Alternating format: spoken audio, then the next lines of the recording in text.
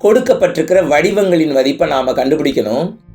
எந்த வரிசையில் ஒரே மாதிரியான படங்கள் கொடுக்கப்பட்டிருக்கோ அந்த வரிசையிலிருந்து தான் கணக்க ஆரம்பிக்கணும். 4 அரை வட்டங்கள் ஒரு 10 கொடுக்கப்பட்டிருக்கு. இது கூட்டல்ல இருக்குன்னு வச்சுட்டோம்னா 4 அரை வட்டங்களின் மதிப்பு 800ன்னு வந்துடும்.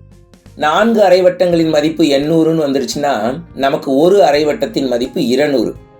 ஆப்ஷனில் பாருங்க 200 இல்லை.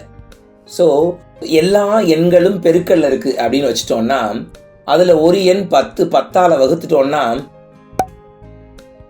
81. இந்த 4 அரை வட்டங்களின் பெருக்கல் 81. அதாவது 3ஐ 4 முறை பெருக்கினால் 81 கிடைக்கும். ஒரு அரை வட்டத்தின் மதிப்பு 3. அடுத்த வரிசைக்கு வாங்க. வட்டக்கோண பகுதி 3ம் ஒரு அரை வட்டமும் இருக்கு, ஒரு 10ம் இணைந்திருக்கு. இவைகளின் பெருக்கல் பலன் 240.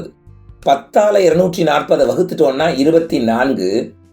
3 வட்டக்கோண பகுதிகள் ஒரு அரை வட்டம். இந்த 4னுடைய பெருக்கல் பலன் 24ன்னு தெரிஞ்சிருச்சு.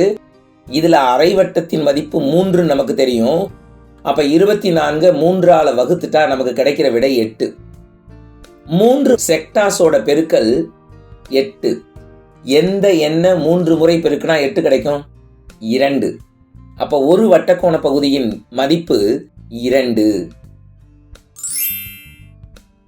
வட்டக்கோண பகுதியின் மதிப்பு 2, அரை வட்டத்தின் மதிப்பு 3. எங்க இருக்கு ஆப்ஷன்ல? ஆப்ஷன் ஏல இருக்கு. டிக் பண்ணிக்கலாமா?